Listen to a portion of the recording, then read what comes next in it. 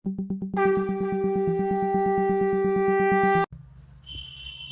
पुरुषोत्तम। श्री श्री ठाकुर जी के एक भक्त जगदीश श्रीवास्तव जी ने श्री श्री ठाकुर जी से एक चर्चा किया कि सभी मनुष्य तो समान हैं। इस पर श्री श्री ठाकुर जी ने कहा, समान नहीं हैं, यह बात तो अननेचुरल और स्वाभाविक है। ऐसी चिंता करने पर गलतफहमियां बढ़ेंगी। कंसेप्शन धारणा ही गलत है, व्यर्थ की बातें हैं। दो व्यक्ति का चेहरा, एक वृक्ष के दो पत्ते कभी एक दूसरे के जैसा बिल्कुल समान नहीं होते।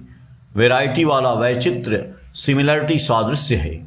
प्रत्येक को प्रत्येक के अनुसार नर्चर, पोषण करना होगा। बचने बढ़ने के सुयोग से किसी को वंचित करना नहीं होगा, किंतु प्रत्येक को उसकी विशिष्टता अनुसार वैसा सुयोग देना होगा। मनुष्य के अंदर बचने बढ़ने की जो नाशवान प्रवणता है, उन्हें शासन में संयत करना होगा।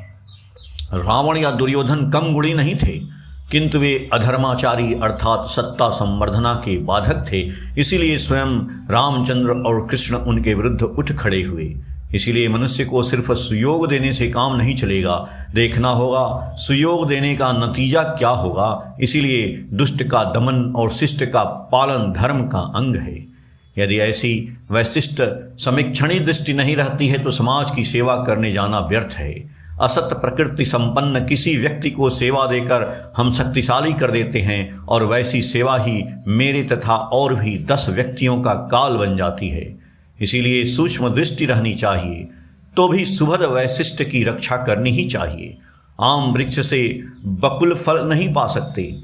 आम में कितनी वैरायटी है, लंगड़ा, फजली, बम्बई, गुलाब खास, हिमसागर, किशनभोग आदि कितने तरह के आम होते हैं। प्रत्येक का चेहरा, स्वाद, गंध और गुण अलग है।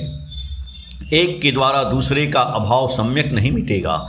सारी दुनिया में वैचित्र है। इन विचित्रों को बचाए रखने की पद्धति भी विचित्र है। इसलिए इक्वालिटी शब्द ठीक नहीं जचता, बल्कि इक्वली वैशिष्ट अनुसार विहित समता शब्द ही ठीक है। इक्वलिटी साम्य की मांग पागलपनी है। मैं यदि कहूँ मैं जगदीश नारायण हूँगा, मैं भी भगवान की सृष्टि हूँ, और वास्तव में मैं यदि वैसा बनूँ तो उसमें मुझे क्या लाभ होगा। यदि मैं जगदीश नारायण बनता हूँ, उसमें मेल्ट गल कर जाऊँ तो मैं नहीं रहूँगा। ज्यामिति में यह कहा जाता है, 2 things cannot occupy the same space at one and the same time। 2 चीज एक ही समय एक ही स्थान पर अधिकार नहीं कर सकती। मनुष्य, गाय, लताएं आदि में वर्णाश्रम है। यही है प्रकृतज विधान। ह्यूमन वर्ल्ड, मनुष्य की दुनिया में वर्णाश्रम को इग्नोर, उपेक्षा करने से एजेनिक फील्ड, सुप्रजनन के क्षेत्र में खराब होता है।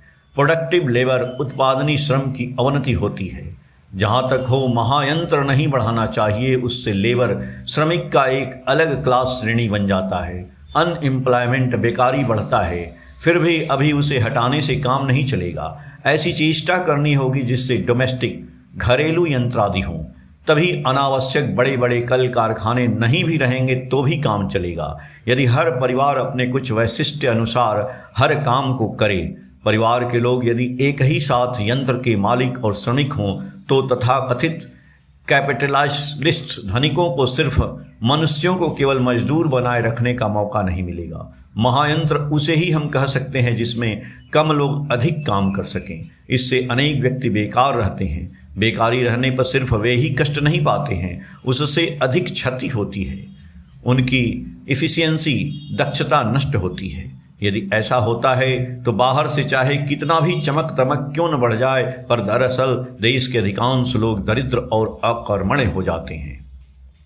बड़े बड़े कपड़े की मशीनों की जगह यदि हर घर में छोटी छोटी मशीनें बैठाओ, सारे कामों की विभिन्न दिशाओं को यदि विभिन्न परिवारों में वैशिष्ट अनुसार बांट दो, उनमें एक दूसरे के बीच यदि सहयोगिता का मनोभाव पैदा कर दो, इस प्रकार कपड़े लत्ते यदि प्रधानतः पारिवारिक शिल्प के माध्यम से तैयार हों एवं सुष्ठ तरह से बाजार में चालू हों, तो धनिक और श्रमिक का द्वंद्व कमता है और अनेक व्यक्ति के कर्म और अन्न संस्थान की व्यवस्था होती है।